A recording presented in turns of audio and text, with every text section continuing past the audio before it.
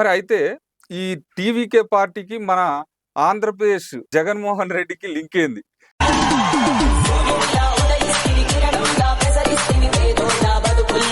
ఆ బుకే తీసుకోలేదు కాబట్టి గెలిచాడు ఆ విజయ్. మీ జగన్ గారు కనుక ఆ బుకే కనుక ఇచ్చినట్టయితే అయిపోయి.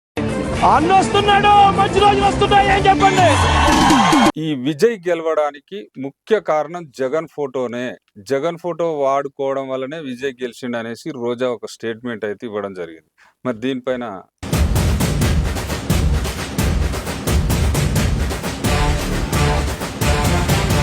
మధ్యాహ్నం సోషల్ మీడియాలో వచ్చేసి అక్క అడుగు పెట్టింది స్టాలిన్ ఇంటికి పోయాడని. అమ్మా ఇదే అసలు విషయం. నవ్వు ఆగలేదన్న నాకు. ఓరే నాయన ఏమి బాధవరా నాయన, ఏమి బాధవరా నాయన.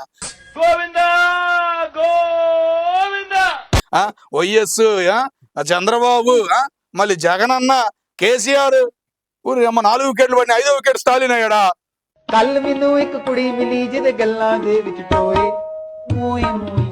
స్టాలిన్ గారు చేసిన పథకాలు కానీ చేసిన అభివృద్ధి కానీ లోకల్ యాప్, వాట్సాప్ యాప్ అని చూసావా, అది అక్కడ లోకల్ యాప్ ఒకటి తయారు చేసి స్టూడెంట్లోనే ఒక మార్పు తెచ్చాడు. కానీ నువ్వు చేసినా కానీ నేను మంచిగా చేశానని కళాఖండగా కాలు రగరేసిన స్టాలిన్ వాళ్ళ కొడుకు వల్ల నష్టపోయాడు.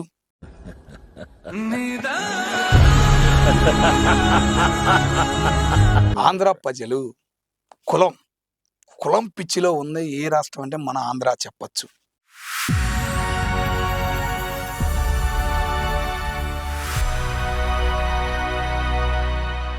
Welcome to RLR topic. ప్రస్తుతం మన భారతదేశంలో జరిగినటువంటి 4 రాష్ట్రాలు, ఒక కేంద్రపాలిత ప్రాంతం ఎన్నికల యొక్క రిజల్ట్స్ అయితే రావడం జరిగింది. ముఖ్యంగా ఏంటంటే భారతదేశ చరిత్రలోనే తమిళనాడు ఎన్నికల యొక్క రిజల్ట్స్ చాలా డిఫరెంట్ గా వచ్చినాయి ఈసారి. అంటే ఎవ్వరు కూడా ఎక్స్పెక్ట్ చేయని విధంగా మనకు ఈ టీవీకే పార్టీకి ఎక్కువ సీట్లు రావడం అయితే జరిగింది. ఈ అంశానికి సంబంధించి మన ముందు శ్రీనివాస్ గారు పొలిటికల్ అనలిస్ట్ మన ముందు ఉన్నారు. వారి మాటల్లోనే తెలుసుకునే ప్రయత్నం చేద్దాం. నమస్తే అన్న. నమస్తే అన్న. అన్న, ఇక మొత్తానికైతే రిజల్ట్స్ రావడం జరిగింది. చాలా హంగామా అయితే కొనసాగుతుంది. మరి అయితే ఈ టీవీకే పార్టీకి మన ఆంధ్రప్రదేశ్ ప్రతిపక్ష నేత జగన్మోహన్ రెడ్డికి లింక్ ఏంది? అసలు అందరు కూడా చాలా మంది ట్రోల్స్ చేయడం జరుగుతుంది. అయితే ఒకానొక సందర్భంలో ఇప్పుడు ఈయనకు మ్యాజిక్ ఫిగర్ కావాల్సింది ఏంటంటే 118, 108 వచ్చినాయి. మన జగన్ అన్నకు అక్కడ 11 సీట్లు ఉన్నాయి. ఆ 11 సీట్లు నీకు ఇచ్చేస్తా, నువ్వే సీఎం పో అనే విధంగా కూడా ట్రోల్స్ చేయడం జరుగుతుంది. మరి దీనిపైన మీరేమంటారు? 107 సీట్లు మొత్తం 108 గెలిచారు. ఒకటే రాజీనామా చేయాలి కాబట్టి ఆయన చేశాడు. 107 సీట్లు గెలిచారు. అయితే ఏంటంటే మెడ్రాస్ చరిత్ర, తమిళనాడు చరిత్రకే సినీ ఫీల్డ్. మన ఆంధ్ర వాళ్ళు బయటకు వచ్చేసినా కూడా ఆ సినీ ఫీల్డ్ చరిత్ర అనేది అక్కడ పోలేదు. కరుణానిధి గారితో మొదలు పెట్టుకుంటే స్టాలిన్ కానీ జయలలిత కానీ ఎంతో మంది వాళ్ళు సినీ ఫీల్డ్. అదే సినీ ఫీల్డ్ని కొత్త వాళ్ళు అలవాటు అయిపోయింది ప్రజలు. ఎవరు వచ్చి ఆడ సినీ ఫీల్డ్ పరంగా నిలబడితే వాళ్ళని గెలిపించాలి అని ఒక ఫీలింగ్ పడిపోయిందా ఏంటనేది అర్థం కాని చరిత్ర. ఏంటంటే స్టాలిన్ గారు చేసిన పథకాలు కానీ చేసిన అభివృద్ధి కానీ లోకల్ యాప్, వాట్సాప్ యాప్ అని చూసావా, అది అక్కడ లోకల్ యాప్ ఒకటి తయారు చేసి స్టూడెంట్లోనే ఒక మార్పు తెచ్చాడు. మారిపోయిందిరా సినీ ఫీల్డ్, రాజకీయం అనేది మొదలయ్యింది అక్కడ, సామాన్యుడు ఆలోచించే పరిస్థితి వచ్చింది అని అనుకున్నాం. కానీ ఈ రిజల్ట్ చూసేపాటికి ఒక ఆశ్చర్యాన్ని కలిగించింది. మళ్ళీ ఒక కరుణానిధి గుర్తొచ్చాడు, ఒక ఎన్టీఆర్ గుర్తొచ్చాడు. కష్టపడింది ఏమి లేదు. 2 సంవత్సరాలకు ముందు పార్టీ 2009లో నేను పార్టీ పెడతానని అన్నాడు అంతే. కానీ 2 సంవత్సరాలకి ముందు 2023లో ఆ టైంలో మొదలు పెడతాను అన్నాడు. ఆ యాత్రలు ఈ యాత్రలు చేశాడు. కానీ 6 నెలల నుంచి పోరాటం అనేది మొదలు పెట్టాడు స్టాలిన్ గారి మీద. కానీ నువ్వు చేసినా కానీ నేను మంచిగా చేశానని కళాఖండగా కాలు రగరేసిన స్టాలిన్ వాళ్ళ కొడుకు వల్ల నష్టపోయాడు అన్న ఫీలింగ్ కలిగింది. హిందూ పరంగా, హిందూ బుక్కుల గురించి, హిందూ దేవుళ్ళ గురించి కొన్ని వ్యాఖ్యలు చేసిన స్టాలిన్ కొడుకు కొద్దిగా చాలా తీవ్రంగా వెళ్ళింది. డెంగ్యూ, మలేరియా లాంటిది రోగాలకి దేవుళ్ళని పోల్చేశాడు. ఆ వ్యాఖ్యలు చేయడం వల్ల హిందువుల మనోభావంలో కొద్దిగా మొదలైందిలే, ఏదో సామాన్యంగా లైట్ గా తీసుకుంటారులే, ఏంటంటే పథకాలు అట్లా ఉన్నాయి అని అనుకున్నాం. కానీ ఈయన వచ్చి ఏమి ఇచ్చాడు అనుకున్నావు హామీలు? నీకు హామీలు చూస్తుంటే నవ్వుకున్నా నేను. ఇవన్నీ నమ్మదగిన ఏడుంటే అమలు చేస్తాడు రా బాబు, ఆదాయం సరిపోయింది, ఎవడు నమ్మలే అనుకున్నా. కానీ ఆ ఉచిత పథకాలే జనాన్ని కదిలిచ్చింది. మరి రేపు అమలు చేస్తాడో లేదో తెలియదు. కానీ ఇంత రిజల్ట్కి కారణం వెనకమాల ఉన్న సినీ ఫీల్డ్ రజనీకాంత్ గారు భయపడ్డారు, కమలా హాసన్ భయపడ్డాడు ముందుకు రావటానికి. No. వెనక అడిగేశారు, రేపు పొద్దునే రజనీకాంత్ పార్టీ పెడతాడన్న ఫీలింగ్ కలిగింది 2022లో ఆ టైంలో. కానీ అటువంటి వ్యక్తి వెనక్కి వెళ్ళిపోయాడంటే ఈడేం పిల్లోడు ఈడేం చేస్తాడులే అనుకున్నాం.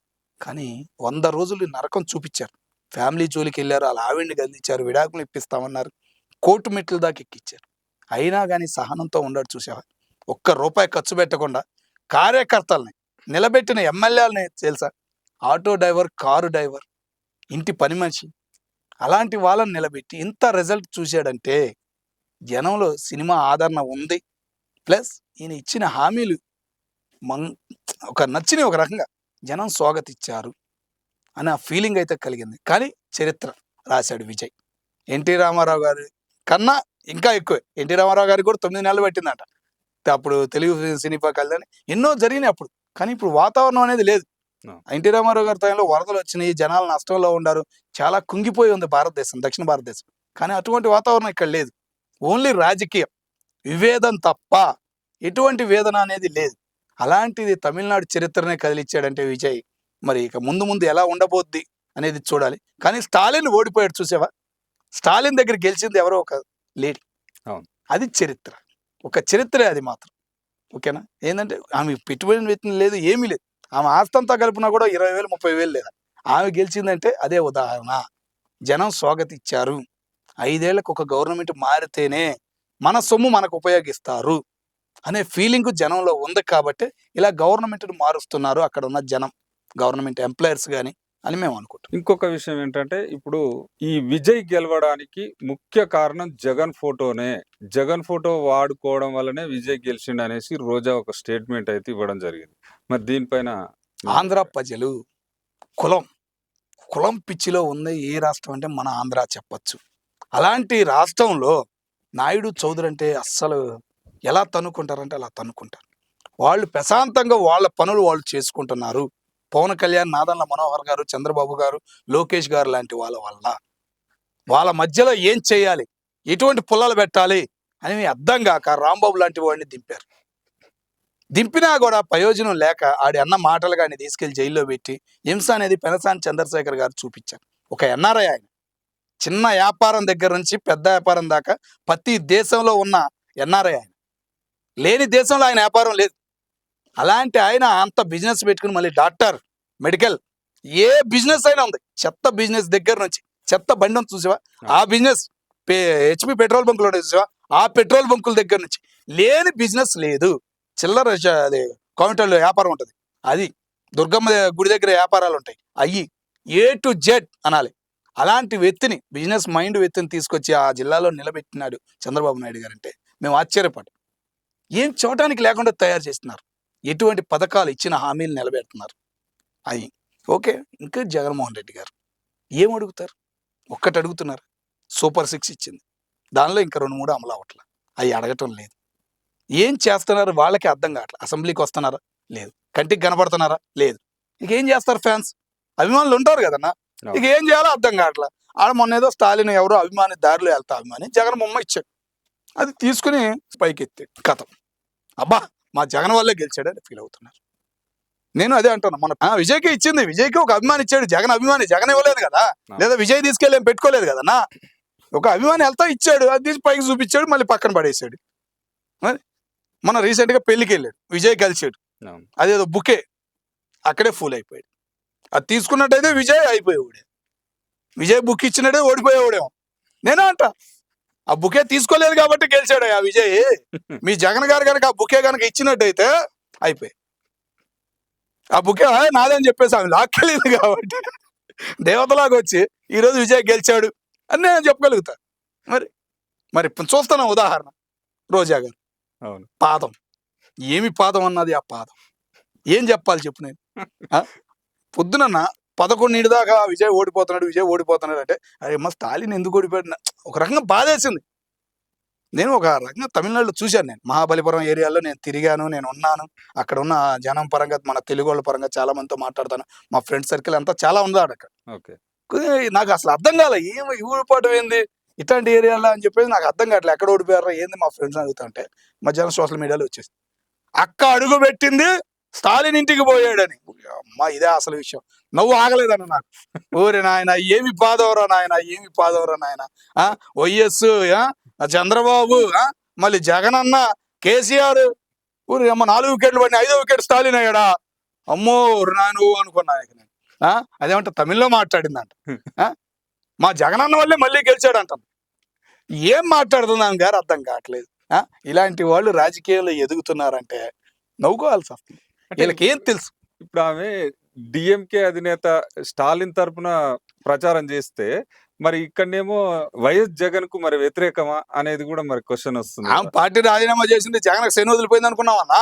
ఆ రోజు స్టాలిన్ వెళ్ళి కలిసిన రోజు అమ్మా జగనన్నకు శని వదిలిపోయిందిలే అనుకున్నాం మేము. కానీ మళ్ళీ జగనన్న వల్లే విజయ్ గెలిచాడంటే ఇంకేం మాట్లాడతాం. ఆడ దిక్కు లేదు, ఇక తోసేస్తారు, మళ్ళీ ఏడే అడుక్కోవాలి వచ్చి అని చెప్పేసి మళ్ళీ ఏడకే మొదలు పెడుతుందేమో అనుకుంటున్నాను నేను. మళ్ళీ రేపు ఎల్లుండి మళ్ళీ మాట్లాడిద్దాం మీడియా ముందు అని నేను అనుకుంటాను.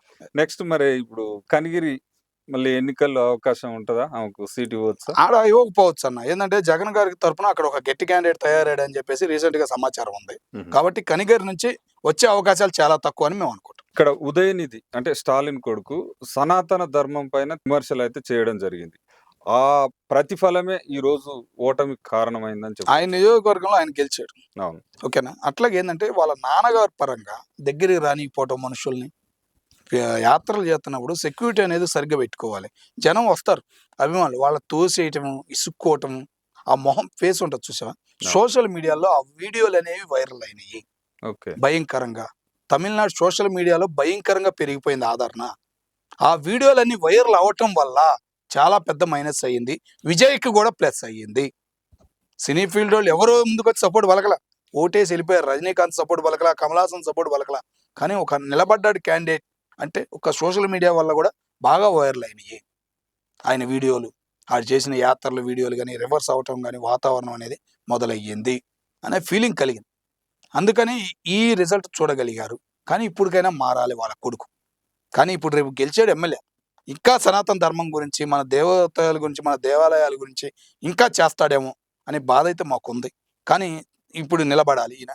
విజయ్ ఏం చేస్తాడో చూడాలి. మన దేవాలయాల్లో కొన్ని పూజలు కూడా జరగని దేవాలయాలు చాలా ఉన్నాయి తమిళనాడు. తమిళనాడు అంటే దేవాలయాలకి కంచుకోట దేవాలయాల కంటే. ఇప్పటికి కొన్ని దేవాలయాలు తెరుస్తుంటే మన తెలుగు వాళ్ళు కానీ ఇటు మన యూపీ నుంచి కానీ చాలా మంది వెళ్తారు.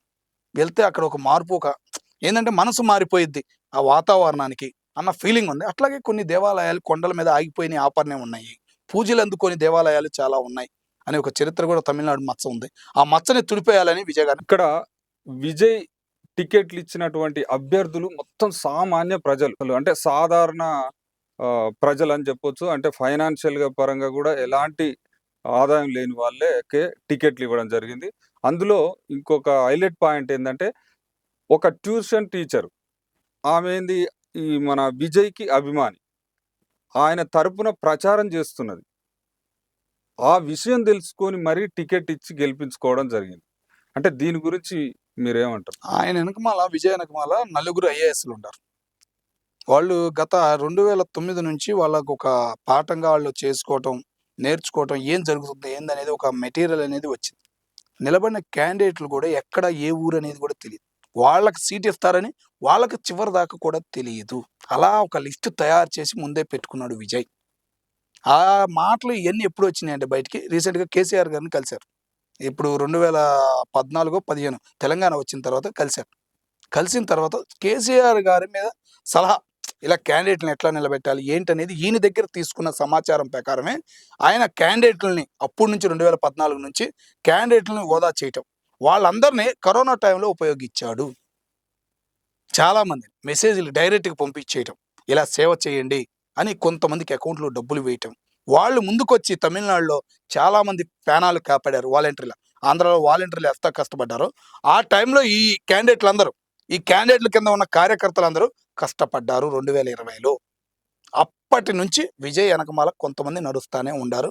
సినీ ఫీల్డ్ రంగంలో ఉన్న వాళ్ళు కూడా ఎక్కువగా ఉన్నారు. సినీ షూటింగ్లకు వెళ్ళే వాళ్ళు కానీ వాళ్ళు కానీ ఎక్కువగా ఉన్నారు.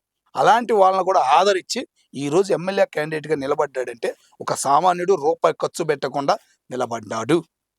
కార్యకర్తలే పెట్టారు వాళ్ళకి, వాళ్ళు తిరగడానికి కానీ బస్సులకు కానీ ఆటోలకు కానీ కార్యకర్తలే ఇచ్చారంటే ఒక చరిత్ర అనేది రాశాడు విజయ్ అనే ఒక మాట వినపడుతుంది. కష్టం ఉంది, 9-10 సంవత్సరాల కష్టం ఈ రోజు ఫలితంగా కనపడింది. అదేమంటే 6 నెలలు 7 నెలలు అంటారు, రాంగ్. కానీ కష్టం అనేది పడ్డాడు. Government employers, cine field employers బాగా సాయం చేశారు కాబట్టి విజయ్ ఈ రోజు ఆ గెలుపు చూడగలిగాడు. అది ఒక గవర్నమెంట్ ఎంప్లాయర్ కష్టం ఏది జనం దగ్గరికి వెళ్తే అన్నీ చెబుతారంట. ఈయన వల్ల చేయలేకపోతున్నాం, అలా ఏదంటే ఎమ్మెల్యే వల్ల చేయలేకపోతున్నానమ్మా, నేను అదేమి లేదమ్మా చెబుతారుగా. ఇప్పుడు ప్రతిపక్షం మీద ఎట్టా నిందలేస్తారు మన వాళ్ళు. అవును. సేమ్ అట్టాగే జనానికి ఆ గవర్నమెంట్ ఎంప్లాయర్ కానీ సినీ ఫీల్డ్లో తిరిగే వాళ్ళు కానీ జనంలో అట్లా ఏంటంటే మైండ్ సెట్ మార్చేస్తారంట, అట్లా చేస్తారంట వాళ్ళు. ఆ ఉద్దేశం ఎప్పటి నుంచో ఉంది, అదే కొనసాగింది. దానివల్లే ఈ విజయ్ గారు ఈ రోజు ఈ విజయం చూడగలిగారు. 108 నోట్ల గెలవగలిగారంటే అది మెయిన్ కారణం. మరి ఇటువంటి పరిస్థితులు అంటే తమిళనాడులో సాదాసీదా ప్రజలకు టికెట్లు ఇవ్వడం జరిగింది. ఒక అద్భుతమైనటువంటి విజయాన్ని కూడా అందుకోవడం జరిగింది. మరి ఇటువంటి సిచ్యువేషన్ మన తెలుగు రాష్ట్రాల్లో ఏపీ, తెలంగాణలో చూడవచ్చా? లేదు, అస్సలు అవకాశం లేదు. ఓకేనా, వారసత్వం ఎక్కువ, బలాబాబులు ఎక్కువ అన్నాను అనుకోదు. అగ్రకులం లేదు, ఇగ్రకులం లేదు, బడాబాబు అని ఉంటాడు. అన్ని కులాల్లో ఉన్న బడాబాబులు ఎవరు ఉన్నారంటే ఒక్క మన ఆంధ్ర తెలంగాణలోనే ఉన్నారు. All caste. ఆ రోజు ఎన్టీ రామారావు కింద కులాలను పైకి తేవాలని అనుకున్నాడు, హైదరాబాద్ వచ్చేటట్టు చేశాడు సినీ ఫీల్డ్ని. అక్కినేని నాగేశ్వరరావు గారు మంచి పట్టుబట్టాడు. ఆయనతో ఆయన కింద పనిచేసే వాళ్ళందరూ పైకి ఎదగడం జరిగింది. కులం తేడా తెలియకుండా హైదరాబాద్లో ఉన్న లోకల్ అంటారు చూసావా, ఒక్క లోకల్ లేడు హైదరాబాద్లో, తెలుసా నీకు? లోకల్గా ఉన్నవాళ్ళు ఒక్క లోకల్ అనేవాడు లేడు. 96లో 95లో ఉన్న లోకల్ క్యాండిడేట్ ఒక్కడు లేడు. 77లో వలస వచ్చిన ఆంధ్ర వాళ్ళే ఎక్కువగా ఉన్నారు. ఓకేనా, బయట దేశాలకు అలవాటు అయ్యేటట్టు చేశారు వాళ్ళు. అక్కినేని నాగేశ్వరరావు కానీ, రామోజీ ఈనాడు రామోజీ ఉంటారు కదా, ఆయన కానీ, చంద్రబాబు నాయుడు కానీ, వీళ్ళ ముగ్గురు చేసిన పని అదే. ఇక్కడ ఉన్న లోకల్ వాళ్ళందరినీ బయట దేశాలు పోయేటట్టు చేశారు. అది అలాంటి చరిత్ర కలిగింది. నాయకులు బడాబాబులే. ఒకే ఒక ఉదాహరణ, ఓటు వేయడానికి నేను ఆంధ్ర వెళ్ళా, హైదరాబాద్ నుంచి. వెళ్ళేటప్పుడు నాకు బస్సు ఛార్జీలు వేసారు 500. ఓకే, తక్కువ. ఓటు వేసేసా, ఓటుకు 2000 తీసుకున్నా, ఓటుకు 2000 ఇచ్చారు, తీసుకున్నాను. ఎందుకు బాధ వేసింది, కానీ నైట్ మళ్ళీ బయలుదేరి రిటర్న్ అయ్యాను చూసావా. 1500 టికెట్. ఆర్టీసీ బస్సు లేదు, ప్రైవేట్ బస్సు లేదు, కారు లేదు, 1500. ఏంది ఇది? మనం మీడియా వాళ్ళు ఒక్కళ్ళు పెట్టలేదు బయట, తెలుసా? నేను ఆ కసితోనే ఈ మీడియా రంగంలోకి అడుగు పెట్టి 1500 అన్న, ఎంత బాధ వేసిద్ది అన్న. ఓటుకు తీసుకున్నందుకు మంచిదైంది రా అబ్బాయి అనుకున్నాను నేను మనసు. 1500 ఎవరినైనా అడుగు, ప్రూఫ్స్ ఉన్నా చూపిస్తా నేను. 1500 చేశారు. మరి అప్పుడు అర్థమైంది ఈ రాజకీయ నాయకులు అందరూ ఒక్కటేరా బాబు, ఇలా బిజినెస్లు, ప్రైవేట్ బిజినెస్లు డెవలప్మెంట్ చేసుకోవడానికే రాజకీయంలో ఉన్నారు, ముఖ్యంగా మన తెలుగు రాష్ట్రాల్లో. బడాబాబులు పెరుగుతారంటారు చూసావా, ఇదే. ఇంతకుముందు దాచుకునే వాళ్ళు వారసత్వానికి. ఒక్కొక్క బడాబాబుని బయటకు తెస్తే 10 తరాలకు ఉపయోగపడే సొమ్ము వాళ్ళ కింద ఉంది. దేనికి పనికిరాదు. 10 తరాలకు ఉపయోగపడుద్ది, కానీ వీళ్ళకి ఉపయోగపడదు, సొసైటీకి ఉపయోగపడదు. అట్లాగే సొసైటీలో ఉన్న వాళ్ళని, మిడిల్ క్లాస్ వాళ్ళని తొక్కేస్తుంది కూడా మన తెలుగు రాష్ట్రాల్లోనే. కాబట్టి మన తెలుగు రాష్ట్రాల్లో ఓటుకు డబ్బులు తీసుకోవటం అనేది బెనిఫిట్ అని జనానికి అర్థమైంది. డబ్బులు ఇవ్వందే వేయరు. ఈసారి 5000 చేస్తారో 10,000 చేస్తారో చెప్పలేము. ఓకేనా, ఇండిపెండెంట్ క్యాండిడేట్లు కూడా పెరుగుతున్నారు. వాళ్ళు కూడా హామీలు. మొన్న రీసెంట్గా తెలంగాణలో ప్రెసిడెంట్కి ఒక ఆయన నిలబడ్డాడు. ఊరు మొత్తం ఉన్న కులాల్లో ఒక్కొక్క కులానికి 20 కుటుంబాలకి దత్తత తీసుకుని నేనే చదివిస్తా, నేనే పెడతా అన్నాడు. మొత్తం నాదే బాధ్యత, ఒక్కొక్క పేరు మీద, పిల్లోడి పేరు మీద 10 లక్షలు డిపాజిట్ చేస్తా అన్నాడు. యాడ్ నుంచి వచ్చింది ఇంత సొమ్ము? ప్రెసిడెంట్ జీతం ఎంత? అటు సంపాదిస్తాడా? 10 లక్షలు ఒక కుటుంబానికి పెడతా అన్నాడు. ఇది 10 లక్షలు వస్తాయి 5 సంవత్సరాల్లో. ఏంటి హామీలు? ఆశ్చర్యపోయాం మేము పల్లెటూర్లు తిరిగి. ఏంది ఇంత బడాబాబులు ఉండారా? ఇప్పుడు బయటకు వస్తుందా? రూపాయి ఖర్చు పెడుతున్నారా, ఇంకా దాచుకుంటున్నారా అనేది అర్థం కావట్లేదు. ఇంకా మారాలి. మారితే గనక మొత్తం అంటున్నారు చూసావా, దేశం మొత్తం యూపీ కేంద్రం నుంచి మాకేం ఇవ్వట్లేదు అంటున్నారు. ఇవ్వాల్సిన అవసరం కూడా లేదు, మనమే ఇవ్వచ్చు. ఇప్పటికీ ఇస్తున్నా కూడా కేంద్రం ₹1 ఇవ్వకుండా మోడీ కంట్రోల్ చేశాడు చూసావా. అది అది పాత నోట్లు రద్దు అయింది చూసావా. అవును. ఇప్పటికీ నా దగ్గర 500 నోటు ఉంది, మీరు నమ్ముతారు లేదు. నా దగ్గర 50 ఉన్నాయి. మొన్న రీసెంట్గా మాకు కృష్ణకాంత్ పార్క్ కాడికి ఒక ఆయన వస్తాడు, నువ్వు నోటు మారుతానంటే 500 తెస్తానయా అన్నాడు. ఏది 500 నోట్లు 500 తెస్తా అన్నాడు. మరి తిరుపతి ఉండికి రీసెంట్గా వచ్చింది. ఇసికిపోయి ఎన్నో ఉన్నాయి 500 నోట్లు. మళ్ళీ ఇప్పుడు 500 నోటు పెట్టమను బయటికి, ఎంతమంది బయటకు వస్తారో తెలుసా? ఒక్క శాంపుల్ మోడీ గారు ఆర్బీఐలో పాత 500 నోట్లు చెల్లుబాటు అవుతాయి అని పెట్టమను, కొన్ని లక్షల కోట్లు వస్తాయి బయట. బ్లాక్ మనీ నిజంగా బయటకు వచ్చింది. దేశాల్లో పెట్టారన్న, విదేశాల్లో పెట్టారు, ఎన్నో దేశాలు తిరిగారు. విసుగు పుట్టిపోయింది కరోనా వల్ల. భయం అనేది మొదలయ్యింది. ఉన్నాళ్ళు దజ్జాగా ఊళ్ళోని బతుకుదాం అనేది ఫీలింగ్ అని. మీకు ఒక్క ఉదాహరణ, ఇది మన ఆంధ్రాలో గుంటూరు, విజయవాడ ఉన్నాయి కదా, ఆ 2 జిల్లాల్లో 1850 మంది ఎన్ఆర్ఐలు ఉన్నారంటే నమ్ముతారు మీరు? 1850 మంది కుటుంబాలు ఎన్ఆర్ఐలు. ఓకే, 100 తరాలకు సంపాదించేశారయ్యా, కేవలం 2000 నుంచి 2010 దాకే. అమెరికా ఒక అడ్డా మంది, ముఖ్యంగా గుంటూరు, విజయవాడ, గుజరాత్, ముగ్గురు అంత సంపాదించారు. ఏం చేయాలో అర్థం కావట్లా. ఇప్పుడు ఆ బుస్సుగాడు అంత బుస్సు చేస్తున్నాడు, ఆడ భయం వేస్తుంది వాళ్ళకి. వద్దాం ఇక్కడ ఏమైనా చేద్దామంటే కొద్దిగా ఈ మనకి ఇన్కమ్ ట్యాక్స్లు, ఈ ఐటీలు పెంచుతున్నా కానీ ఉపయోగం లేకుండా పోతుంది. బంగారం పడిపోయిద్ది అనుకున్నాం కరోనా టైంలో, 10,000కి 5,000కి వచ్చింది అనుకున్నాం. దాన్ని కాపాడడానికి మన వాళ్ళే బాగా కష్టపడ్డారు. మరి ఏదైనా మన చేతిలోనే ఉంది మార్పు అనేది. ముఖ్యంగా తెలుగు రాష్ట్రాల్లో రాజకీయ పరంగా మారిద్ది అనేది చరిత్రలో లేదు. 5 సంవత్సరాలకు ఒక గవర్నమెంట్ మారితే కొద్దిగా అనుగు పనుగుగా ఉంటారు తప్ప ఎటువంటి మార్పు అనేది లేదని మేము అనుకుంటాం. అంటే మరి నెక్స్ట్ జరగబోయే ఎన్నికల్లో ఓటర్లు ఈ అమౌంట్ తీసుకోకుండా ఓటేసే పరిస్థితి అయితే ఉండదని ఖచ్చితంగా చెప్పగలరు. కంపల్సరీ ఓటుకు ఎంత ఇస్తావు అని డిమాండ్ చేస్తారు. ఓకే, 2 పక్కలు తీసుకుంటారు, అటు తీసుకుంటారు, ఇటు తీసుకుంటారు. ఆలోచించట్లే, ఉన్నవాళ్ళు లేదు, లేనివాళ్ళు లేడు. బాధేస్తుంది. హైదరాబాద్ నుంచి దగ్గర దగ్గర 15 లక్షలు 20 లక్షల మంది వెళ్తారు ఓట్లు వేయడానికి. మా దగ్గర 1 కోటి అనుకోవచ్చు, 80-60 దగ్గరగా. మరి వెళ్తానికి బస్సులు, ఆటోలకే వెళ్తాం. మనం ట్రైన్లకి వెళ్ళే పరిస్థితి ఉందా? లేదు. మరి ఏం చేస్తాం? ఈరా బాబు నువ్వు ఎంత ఎత్తావు? మేమంతా ఒక 100 మంది ఉన్నాం, బస్సు పెట్టి రాను పోను, మళ్ళీ వెళ్తానికి కాదు రాను కూడా రా నాయన అని బుక్ చేసుకుని వెళ్తున్నామంటే. మరి శ్రీకాకుళం నీకు ఇది మూసాపేట మొత్తం వాళ్ళంతా అంతే. 20 బస్సులు వచ్చేస్తాయంట పంచాయతీ ఎలక్షన్లకు కానీ, మెయిన్ ఎమ్మెల్యే ఎలక్షన్లకు కానీ. వాళ్ళు వెళ్తారో మళ్ళీ తీసుకొచ్చి దిస్తారట. అట్లా యూజ్ అవుతుంది. బస్సులు మొత్తం మనాలయ్యే. మరి ఈ దక్షిణ భారతదేశంలో ఆర్టీసీకి నెంబర్ 1 ఆదాయం ఉంది తెలుసా నీకు? ఆర్టీసీకి కనపడేంత ఆస్తులు ఉన్నాయి. ఇప్పుడు అక్కడ గవర్నమెంట్ పరంగా చేశారు కాబట్టి ఆ సొమ్మంతా జగన్ గారు ఉపయోగించి పెన్షన్లు అన్ని ఇవ్వగలిగారు. ఇక్కడ ఇంకా ఉపయోగించలే రేవంత్ రెడ్డి గారు. అందుకే కొన్ని హామీలు కూడా ఈయన అమలు చేయలేకపోతున్నారు. పెన్షన్ పెంచలేదు, ఒక రేషన్ కార్డు ఇచ్చాడు, కొద్దిగా 1-2 లక్షల లోపు ఉన్న వాళ్ళకి రుణమాఫీ చేసాడు. అంత మించి ఏం లేదు. పర్లేదని గొప్పగా చెప్పుకుంటున్నారు తప్ప. ఫ్రీ బస్సులు మహిళలకు అందరికి పెట్టేశారంటే ఎంత ఆదాయం వస్తుంది? దగ్గర దగ్గర నెలకే 10 కోట్లు అంట. కడుతున్నారా గవర్నమెంట్? కడుతున్నారని మీరు అనుకుంటున్నారా? మరి ఎవరు అడిగేవాళ్ళు లేరు, సరైన క్వశ్చన్ ప్రశ్నించే వాళ్ళు లేరు. ప్రతిపక్షం అనేది లేకుండా ఉంటే ఎలా అవుతుంది మన రాష్ట్రం జనానికి అర్థమవుతుంది. అడిగేవాళ్ళు లేడయ్యా. మనం సోషల్ మీడియాలో లబోదిబో అన్నా కానీ కింద అదే మాట వస్తుంది. ఆయన అసెంబ్లీకి రావట్లే, 11 మంది ఉండాలి. జగన్ గారు వచ్చి అసెంబ్లీకి అడిగి చంద్రబాబు నాయుడు గారు ఇలా నువ్వు ఎంత బాధ పెట్టావు, నీ దగ్గర 10 మందిని లాగేసుకుంటే నీకు ప్రతిపక్షం ఉండదాయా అన్నావు. నీకు అదే ప్రతిపక్షం లేకుండా చేసాడు, వెళ్ళొచ్చుగా. నీకు 10 మంది ఎమ్మెల్యేలు మాట్లాడలేరు. బొత్స పాప హార్ట్ అటాక్ వచ్చిన ఆయన అడిగాడు 2 క్వశ్చన్లు. అసెంబ్లీ చూడబుద్ది అయింది ముచ్చటగా. నువ్వు వాళ్ళు అడుగు, 4 క్వశ్చన్లు అడుగు.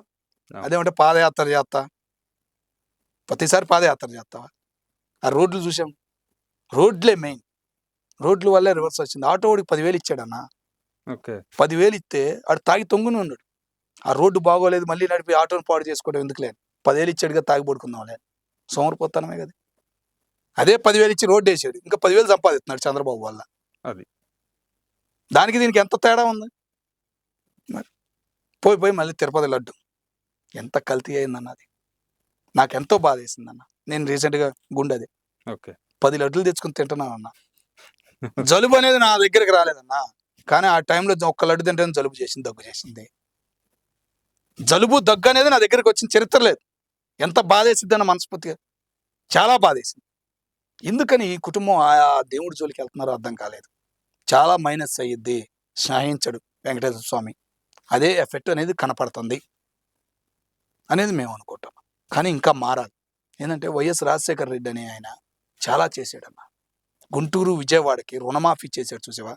రైతు ప్రాణం ఉంది, రైతు ఈరోజు వ్యవసాయం చేసుకుని ఇంత సంపాదిస్తున్నాడంటే వైఎస్ రాజశేఖర రెడ్డి అని చెప్పగలను నేను. అలాంటి వ్యక్తి కడుపుని ఈయనెట్లా బాధేస్తుంది. 3 రాజధానులని రాష్ట్రాన్ని 5 సంవత్సరాలు నలిపేశాడు. అవును. 5 సంవత్సరాల విలువ తెలుసా? కోకాపేట భూమి 10 లక్షలు, కేవలం 10 లక్షలది 10 కోట్లు కాదు 100 కోట్లు పలికిందంటే నువ్వు అన్న 3 రాజధానుల వల్లే. నీకు తెలుస్తుందా? నీకు అదే అర్థం చేసుకోవాలి. రాజకీయ నాయకులందరూ ఒక్కటే, నలిగిపోయేది సామాన్యులే. కానీ చంద్రబాబు నాయుడు గారి మీద నచ్చింది ఏంటంటే ఆయన అదే ప్రాంతం రైతులు వ్యవసాయం వద్దు, రండి ఇక్కడికి వచ్చి పనులు చేసుకోండి అని గుంటూరు విజయవాడని 60-70% ఆయన కులం కాకుండా నాయుడు కులం మిగతా కులం వాళ్ళందరినీ హైదరాబాద్ లాగాడు. వ్యవసాయమే వద్దన్నాడు. 1400 మంది 1500 మంది 2002-2003లో చనిపోయారు రైతులు. వ్యవసాయం వద్దు వచ్చేసేయండి అన్నాడు. కానీ అటువంటి రైతులే ఆయనకి 33,000 ఎకరాలు ఇచ్చారంటే అదైనా అర్థం చేసుకోవట్లేదు వీళ్ళు. అమరావతి అంటే మునిగిద్ది. ఎట్లా పండుతున్నాయి అన్న 3 పంటలు 3 పంటలు పండుతుంటే మునిగిపోతున్నాయా? పంటలు ఎంత కింద ఉంటాయి, పంటలు మునిగిపోతున్నాయా? మరి అదైనా ఆలోచించట్లేదా వీళ్ళు? అదొకటి బాధేస్తుంది. మరి ఇక ఏమైంది నెక్స్ట్ 29లో ఈ కూటమి రాకపోతే వచ్చిన పెట్టుబడులు కానీ ఏమన్నా ఆగిపోతాయా అనే భయం జనాల్లో ఇంకా ఉంది. ఇంకా భయం అనేది బయటకు పోవట్లేదు. రౌడీయిజం, రౌడీ భయం మెయిన్ అది ఒక్కటే ఆంధ్రాని కుంగదీస్తుంది. ఆ భయం అనేది పోతే గనక ఒక రేంజ్ మరి ఒక హైదరాబాద్ కాదు, ఒక స్మాల్ సిటీని అమరావతిని చూడబోతున్నాం. కానీ నిలబెడతాడు చంద్రబాబు నాయుడు గారి మీద నమ్మకం మాకుంది. మాట నిలబెట్టుకుంటాడని మేము నమ్ముతున్నాం. మరి ఇప్పుడు అంబటి రాంబాబు అయితే ఒక స్టేట్మెంట్ కూడా ఇవ్వడం జరిగింది. ఈ తమిళనాడులో డిఎంకే అధినేత ఈ స్టాలిన్కి ఏ గతి పెట్టిందో రేపు 29 ఎన్నికల్లో మన చంద్రబాబు అండ్ కూటమికి కూడా అదే గతి పడుతుంది అనేసి స్టేట్మెంట్ ఇస్తున్నాడు. మరి దాని గురించి మీరేమంటారు? సత్తెనపల్లి ఇలాంటి నీచుణ్ణి గెలిపించామా? మా గడ్డ మీద, గుంటూరు గడ్డ మీద ఇలాంటి పనికిమాలినోడు పుట్టాడా? నాయుడు అంటే గౌరవం మాకు పెరిగింది. కానీ నాయుడులో నేను నాశనం చేసే ఇలాంటి తాస్తుడు ఆ కులంలో ఎలా పుట్టాడు? నాయుళ్ళు బాధపడుతున్నారు, మేము బాధపడుతున్నాం. వాడికి ఏం తెలుసు? చంద్రబాబు తరం కాదు, లోకేష్ తరం అయినా కానీ అమరావతి పూర్తవుతుంది అంటున్నాడు. నువ్వు ఉంటావా ఆ తరాలు అయ్యేదాకా? నువ్వు ఉంటావా? నీకు రేపు జగన్మోహన్ రెడ్డి గారు సీట్ ఇస్తారనుకుంటున్నావా? నిన్న ఆ జిల్లాలో అక్కడ నిలబెడతాడు అనుకుంటున్నావా? ఎలా తిరుగుతావా? నీకు పుట్టినూరు అభివృద్ధి చెందుతుందంటే ఒక ఆనందం అనేది నీలో లేదా? పుట్టినూరుకే దోహం చేస్తావా? ఎవడైనా చేస్తారా? రాజకీయ చరిత్ర కదా, భారతదేశంలో పుట్టినవాడు ఎవడు చేయడు. పుట్టినూరు రాజధానికి ఎదుగుతుంది, అనుభవించాం, నరకం అనేది నుంచి బయటపడుతున్నాం, 10 మంది బాగుపడతారు, చుట్టూ ఉన్నవాళ్ళు మన పేరు చెప్పుకుంటారే, మనం ఏదైనా చేద్దాం అనేది ఉండాలి. కానీ తరాల గురించి మాట్లాడే తరం లేని బుర్ర లేని ఆయన ఒక లాయర్ అంట. మళ్ళీ లాయర్ అయితే పోలీసులు ఎట్లా కొట్టాడో చూపిస్తాడా? నా పంగాలు తీర్చారు, నన్ను పథక బాదారు, మరి ఇంకా నాలుగు ఒక్కటే కోయలేదు, ఆ నాలుగు కూడా ఎవడో ఒకడికి వస్తాడు. బాధేస్తుందన్న. వాడు ఎట్లా పుట్టాడు ఆ జిల్లాలో? నాకు మంచి మాటలు కూడా రావట్లా. పెనసాని చంద్రశేఖర్ గారు 24 గంటల సినిమా చూపించారు. ఓన్లీ కారమే చల్లారు. గొడ్డుగారం అని ఉంటుంది, గుంటూరు గొడ్డుగారం అని చాలా ఫేమస్. అది చూపిస్తే నోట్లో మాటలు అనేవి జాగ్రత్తగా వస్తాయి. పనికి మాలినోళ్ళు, ఇలాంటి పనికి మాలినోడికి జగన్మోహన్ రెడ్డి గారు ఆ పదవి ఎట్టా ఇచ్చారో అర్థం కావట్లా. ఓడిపోయినా గెలిచిన 10 మంది ఎమ్మెల్యేలు ఎవరో వాళ్ళకి ఇచ్చినా నెక్స్ట్ టైం గెలిచేవాళ్ళు. ఈ పనికి మాలినోడికి ఎందుకు ఇచ్చాడో మాకు అర్థం కావట్లేదు. చాలా బాధేస్తుంది. ఇప్పటికైనా ఇలాంటి ఎదవల్ని బయటికి తరిమేస్తే జగన్మోహన్ రెడ్డి గారికి ఫ్యూచర్ ఉంటుంది. ఇలాంటి ఎదవల్ని ఇంకా స్వాగతిస్తే చాలా ఇబ్బంది పడతారు అని మేము అనుకుంటున్నాం. చంద్రబాబు నాయుడు గారిని అంత మాట అంటాడా? ఎవడు వీడు? వీడి చరిత్ర ఏంది? గోచల కింద గోచలు ఎదుర్కొనేవాడు వీడు. కోర్టుల దగ్గర అయ్యా బాబు అంటూ తిరిగినవాడు, జడ్జీల దగ్గర అయ్యా బాబు అని అడుక్కు తిన్నవాడు వీడు. ఆనాడు ఎన్టీ రామారావు గారు ఏదో ఆదరించి ఏదో రేపల్లి పరంగా జనం పరంగా చూసి రా అనేప్పటికీ ఒక కులం పరంగా పైకి వచ్చినవాడు. కుల గజ్జే ఉన్న ఒక ఎదవ, కాపు కులంలో తప్ప పుట్టినోడని రీసెంట్గా మా నాయుడు గారు కూడా అన్నారు. అలాంటి పనికి మాలినోడు వాడు. అలాంటి వాడు మా జిల్లాలో పుట్టినందుకు మేము బాధపడుతున్నాము.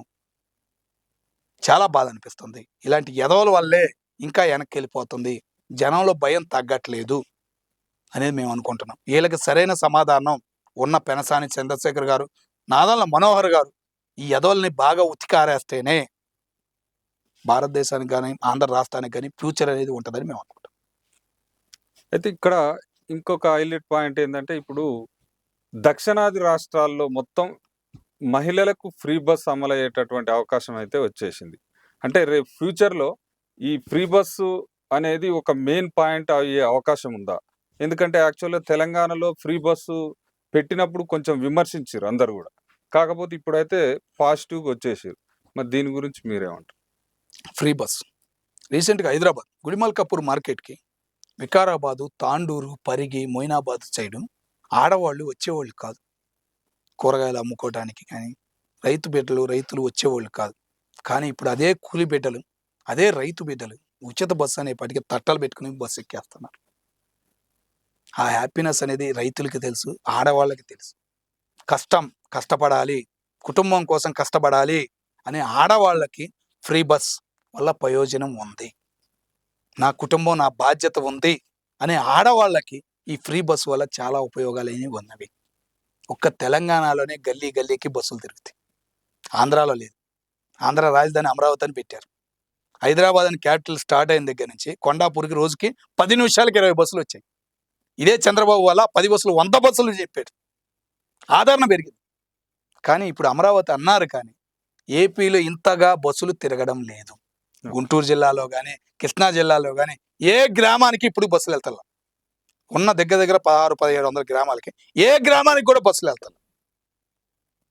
వెళ్ళని గ్రామాలకు కూడా ఉన్నాయి. బాధపడతాం మేము. ఆటోల కోసం వెయిట్ చేస్తాం నైట్ పూట, తెల్లారగట్ట. అదే బస్సు సౌకర్యం అనేది అక్కడ పెరిగితే ఆటోమేటిక్గా కింద నుంచి పైకి రావటం అంటారు చూసావా, అనేది కూడా అక్కడ మొదలవ్వాలి. చంద్రబాబు నాయుడు గారిని కోరుకునేది కూడా అదే. బాబు గారు చూడండి, మీరు పూర్తిగా చూడటం లేదు. ముందు తరం చెప్పారు 47 అని చెప్పారు. 47 కాదు 35కే మీరు పూర్తి చేయగలరు. ఇంకా 40,000 ఎకరాలు ముందుకొచ్చి ఇచ్చారంటే ఆ రైతుల గురించి ఆలోచించండి. ఆ రైతు కుటుంబాలు ఎక్కడ ఉన్నాయి ఏంటి అనేది ఆలోచించండి. మీ చరిత్ర రాయాలంటే మెయిన్ కింద నుంచి పైకి రావడం నేర్పిన మీరు మళ్ళీ పైన చూపులే చూస్తున్నారు తప్ప కింద చూపులు చూడటం లేదు. అదే మైనస్. 2019కి మీకు అయిన పెద్ద మైనస్ అదే. రేపు 24 కూడా మైనస్ అవ్వచ్చు. పూర్తిగా అవగాహన చెయ్యాలి. పవన్ కళ్యాణ్ గారు వీళ్ళు ఉండారనే ఒక ఆదరణ ఉంది. మోడీ గారి సపోర్ట్ ఉందని అనుకుంటున్నారు. కానీ మోడీ గారి సపోర్ట్ జగన్ గారికి ఉంది కాబట్టి జగన్ గారు ఈ రోజు కోర్టుకు హాజరవ్వట్లేదు. ప్రతి శుక్రవారం కోర్టుకు వెళ్తలా. తెలంగాణలో ఉండే ఆయన కేసులని, హైదరాబాద్ నాంపల్లి కోర్టులోనే ఉండే ఆయన కేసు, హాజరవ్వట్లేదు. మరి అడిగేవాళ్ళు ఎవరు లేరు. ప్రతిపక్షం అనేది లేకుండా పోయింది. ఎవరు నిలదీస్తున్నాడు? సోషల్ మీడియాలో ఏదో 2-3 అంటారు తప్ప ఎవరు మాట్లాడరు దాని గురించి. మరి నడిచిపోతుంది రాజకీయం. ఇంకా రాజ్యాంగం ఏముంది, తోలు ఏముంది, ఇక చరిత్ర ఏముంది, అంతే. ఇక హైదరాబాద్ అనగానే చంద్రబాబు గారు అనుకుంటాం, ఇక అమరావతి అనగానే ఇక అది. ఇప్పటికైనా మార్పు అనేది రావాలి. ముఖ్యంగా ఫ్రీ బస్సుల వల్ల కొంతమందికి ఇబ్బంది అవుతుంది. వెళ్ళే ఉద్యోగులకు కానీ ఆమె ఎవరు కొంతమంది లేడీస్ చుట్టం చూడటం, మొహం కడుక్కోవటం, ఈ వీడియోలని ఎవరు పెట్టేస్తున్నారు? అవి హైలైట్ అవ్వడానికి పెడుతున్నారా, కావాలని పెడుతున్నారో తెలియదు. ఆమె మొహం కడుక్కోవటం, పుట్లు చూస్తుంది. అమ్మ యాడ్ నుంచి వచ్చావంటే ఆడ నుంచి వచ్చాను, ఈ టెంపుల్ చూస్తాను కానీ అంటాం. మరి ఆయన కావాలని వీడియోలు పెట్టారా? ఏం నవ్వుకుంటున్నారు జనం కాసి. కానీ తిరిగారు. ఆడవాళ్ళు మాత్రం తెలంగాణ పరంగా అన్ని గ్రామాలు తిరిగారు, అన్ని జిల్లాలకు తిరిగారు, అన్ని గోళ్ళకే తిరిగారు ఆడవాళ్ళు. ఎందుకంటే చూసాం, సెలవు వస్తే చాలు బస్సు నిండిపోతుంది. పొద్దున్న 6ంటికి వెళ్ళి ఇది మన మెహదీపట్నం రూట్కి వెళ్ళి మొత్తం ఆడవాళ్లే. ఏమో ఇదేంద్ర బస్సుకి ఎంతమంది ఉండరు పొద్దున్నే. ఏదో 6ంటికే అన్న, మార్నింగ్ మాది పేపర్ ఉంటుంది, పేపర్ డ్యూటీ మాది. పొద్దున్న వెళ్తాం, 6ంటికి వెళ్తుంటే అక్కడ జనం అంతా ఆడవాళ్లే. ఇంతకుముందు మగవాళ్ళు కనపడేవాళ్ళు, ఆడవాళ్లే. ఇంత పొద్దునే తయారయ్యి ఎప్పుడు వచ్చారు రా బాబు బస్సులు, ఫ్రీ బస్ ప్రభావం ఇదా అనిపించింది. నవ్వుకోలేకపోయాం. అట్లా ఉంది వాతావరణం. ప్లస్ అయింది, చాలా ప్లస్ అయింది కాబట్టే కొనసాగింది. కర్ణాటకలో మొదలైంది. కర్ణాటకలో కొద్దిగా స్టూడెంట్లను ఇబ్బంది పెట్టిన వాళ్ళు గవర్నమెంట్ కంట్రోల్ చేయగలిగారు, తిప్పుతున్నారు. అక్కడ మొదలైంది, తెలుగు రాష్ట్రాలకు పాకింది, తమిళనాడుకి పాకింది. మరి తమిళనాడులో ఎట్లా ఉండబోతుంది ఏందనేది చూడాలి. ఏంటంటే టూరిస్ట్ ప్లేస్లు, టెంపుల్స్ ఎక్కువ అక్కడ.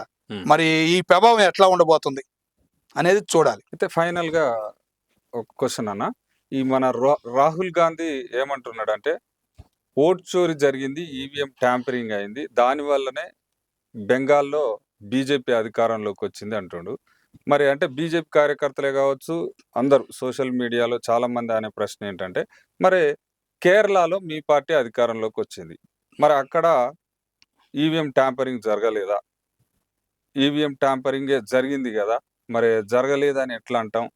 మరి మీరు గెలిస్తేనేమో నిజాయితీగా గెలిచినామంటారు. ఓడిపోతేనేమో అంతా చోరీ అంటారు. ఇది ఎంతవరకు కరెక్ట్ అనేసి ప్రశ్నిస్తున్నా. జనంకి పడింది. మిషన్ల ద్వారానే ఈ రాజకీయ నాయకులు కలుస్తున్నారు, గెలుస్తున్నారని మచ్చపడింది. అది పోకుండా ఉండటానికి రాహుల్ గాంధీ గారు అప్పుడప్పుడు మాట్లాడతారు. పార్లమెంటు సాక్షిగా ఒకే కుటుంబంలో 69 ఓట్లుంటాయా? ఇలాగే అన్నాడు. 69 ఓట్లుంటాయా? ఎట్లా పడ్డాయి ఆ కుటుంబంలో 69 ఓట్లు? అని ఢిల్లీ అసెంబ్లీ ఎలక్షన్లకి ఆయన అబ్బా!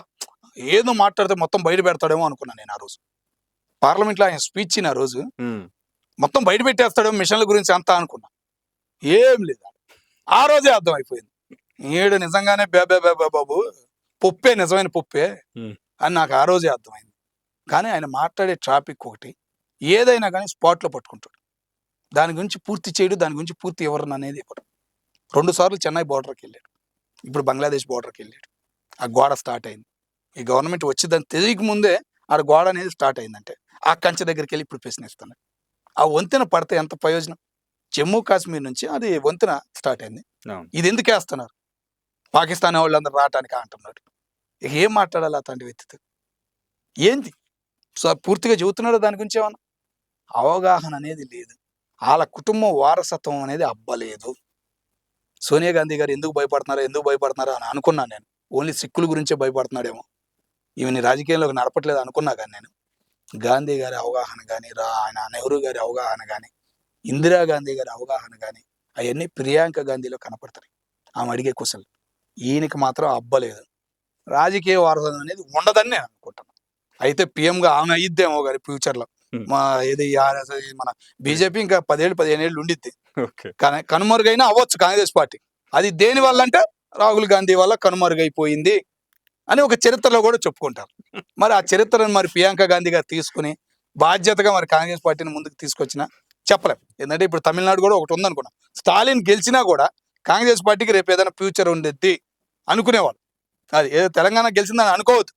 మన ఎవరు మన రేవంత్ అన్న చంద్రబాబు నాయుడు గారి శిష్యుడు. చంద్రబాబు గారు ఎట్లా చెబితే అట్లా. దానిలో మీకు డౌట్ ఏమో అక్కర్లా. అటు వెళ్ళి మోడీ గారిని పొగడమన్నా పొగిడాడు ఆల్రెడీ. ఢిల్లీ వెళ్ళాడు, కలిసాడు, హోం మంత్రులు అందరిని కలిసాడు. ఏమేం కావాలో ఏమేమి తెచ్చుకోవాలో అన్ని తెచ్చుకుంటున్నాడు. ఇక్కడ ఉన్న ఆదాయాన్ని ఉపయోగిస్తున్నాడు తెలంగాణకి. ఆ పరంగా ఇక అనేది ఉండదు. ఎట్లాగే ఈ ఏడ గెలవటం అనేది కూడా గ్రేట్. ఏంటంటే కమ్యూనిస్టులకి కంచుకోట లాంటిది అది. కమ్యూనిస్ట్ వాళ్ళు ఇప్పుడు నక్సలైట్లు మొత్తం కనుమరుగైపోయినట్టు కమ్యూనిస్టులు కూడా కనుమరుగైపోయారు రా బాబు అని అనుకోవచ్చు. ఓకేనా? అదొక్కటే అంతే. కమ్యూనిస్ట్ వాళ్ళని కనుమరుగు చేశారులే కాంగ్రెస్ పార్టీ వాళ్ళు అని అనుకోవచ్చు తప్ప కాంగ్రెస్ చరిత్ర అనేది ఏమీ లేదు. 60 సంవత్సరాలు తినటము, సోమరిపోతులను చేసుకోవడం, తరతరాలకు సంపాదించి పెట్టుకోవడం తప్ప దేమీ ఉపయోగం లేదు. 500 నోట్లు అబ్బో భయంకరంగా దాచుకున్నారంట. రికార్డు అంట తెలుసా? 500 నోట్లు దాచుకోవడంలో రికార్డు అంట. అందుకే మోడీ వచ్చేసి దాన్ని పెట్టి ఫుల్ స్టాప్ పెట్టేశాడు. ఆ ఫుల్ స్టాప్ పెడతానికి కూడా 7 నెలలు 8 నెలలు ఎందుకు పెట్టిందా అనుకునేవాళ్ళం. నోటు రద్దు. అప్పుడు అర్థమైంది మాకు. వీళ్ళందరినీ తొక్కేశాడు రా బాబు. సముద్రంలో కూడా దాచారంట 500 నోట్లు. ఇప్పుడు అది రియల్ పెడితే 500 నోట్లు చెల్లుబాటు అవుతాయి ఆర్బీఐలో, బ్యాంకుల్లో చేస్తా అంటే కొన్ని లక్షల వేల కోట్లు బయటకు వస్తాయి అంట. ఇంకా దాచారంటే మనం అప్పుడే అర్థం చేసుకోవాలి. చరిత్ర అనేది వారసత్వం చరిత్ర, బానిసత్వం అనేదే కాంగ్రెస్ పోయింది. ఫ్రీ సామాన్యుడైనా రాజకీయంగా ఎదిగితే, వ్యాపారంగా ఎదిగితే వాడికి సొసైటీలో పేరు ఉంది. ఈరోజు సోషల్ మీడియా వల్ల కానీ ఏదైనా రాజకీయ పరంగా కానీ పేరు అనేది ఉంది. సామాన్యుడైనా బిజినెస్ చేసుకుని పైకి ఎదగలడు అనే మూమెంట్, సిచ్యువేషన్ అనేది ప్రైవేటీకరణ, మరీ పూర్తిగా ప్రైవేటీకరణ కాకుండా ప్రైవేటీకరణ అనేది మొదలైపోయింది. దీని ఫుల్ స్టాప్ ఎప్పుడు పడిద్దో ఏమో చెప్పలేం. కానీ ఇక నెక్స్ట్ గనక మోడీ గారు గెలిస్తే రిజర్వేషన్ అందు చూసావా, దానికి ఫుల్ స్టాప్ పెట్టేస్తాడు. అప్పుడు ఇక పెనుమార్పు అనేది మొదలయ్యిద్ది. ఆ తర్వాత ఒక 5 ఏళ్ళు దున్నగలిగితే గెలిచినట్టు. దున్న లేకపోతే గనక మళ్ళీ కాంగ్రెస్ చరిత్ర, మళ్ళీ అల్లర్ల చరిత్ర అనేది మొదలయ్యిద్దని నేను అనుకుంటాను. అయితే ఇక్కడ డిఎంకే పార్టీకి రాహుల్ గాంధీ వెన్నుపోటు పొడిచిండని అనొచ్చా? అనొచ్చు. ఎందుకంటే ఇప్పుడు ఆయన్ని కలుపుకోవడం అనేది, విజయాన్ని కలుపుకోవడం అనేది చాలా బ్యాడ్. ఎవరి వల్ల గెలిచారు ఆ ఎమ్మెల్యే? మరి ఆ ఎమ్మెల్యేలు కూడా యథా స్వాగతిస్తారో ఏంటో అర్థం కావట్లేదు. ఇంకా ఒప్పుకున్నారని మాట రాల. అధిష్టానం నుంచి వచ్చింది మరి అన్నారు, కానీ ఈ ఎమ్మెల్యేలతో మాట్లాడారు, వీళ్ళు ఒప్పుకున్నారు అనే విషయం అయితే బయటికి రాల. ఈయనకి మన విజయ్కి కాంగ్రెస్ కండవ వేశారు. ఎవరు? వీళ్ళే మెయిన్ అధ్యక్ష పదవులు వీళ్ళు ఉంటారు కదా, వాళ్ళే వేశారు. ఎమ్మెల్యేలు వెళ్ళినట్టు అక్కడికి కనపడలేదు. మరి ఇదేందనేది వాళ్ళ సాయంకాలం లోపు తెలిసిద్ది. రేపు ఎల్లుండి ఉన్నట్టుంది ప్రమాణ స్వీకారం. సాయంకాలం లోపు తెలిసిద్దని మేము. Okay, thank you so much అన్న. Thank you. Thank you. Right, చూశారు కదా మన పొలిటికల్ అనలిస్ట్ శ్రీనివాస్ అన్న గారి మొత్తం చెప్పినటువంటి ఇన్ఫర్మేషన్ అయితే విన్నారు కదా. నచ్చినట్లయితే తప్పకుండా కామెంట్ బాక్స్లో మీరు కామెంట్ పెట్టేటటువంటి ప్రయత్నం చేయండి. చూస్తూనే ఉండండి ఆర్ఎల్ఆర్ టాపిక్ని. సబ్స్క్రైబ్ చేసుకోండి, షేర్ చేయండి, కామెంట్ పెట్టండి. Thank you so much. RLR TV సామాన్యుల్లో ఉన్న మేధావితనం సొసైటీకి ఉపయోగపడిద్ది ఒక మంచి అని, ఒక మార్పును తేవాలని సామాన్యుడికి కూడా ఒక మర్యాద ఇచ్చి వాళ్ళలో ఉన్న టాలెంట్ మొత్తాన్ని బయటికి తీసుకొస్తూ ముందుకు సాగుతున్న ఛానల్. దీన్ని స్వాగతించండి, ముందుకు నడిచేలాగా అందరూ ఆదరించాలని చెప్పేసి మనస్ఫూర్తిగా కోరుకుంటున్నాను.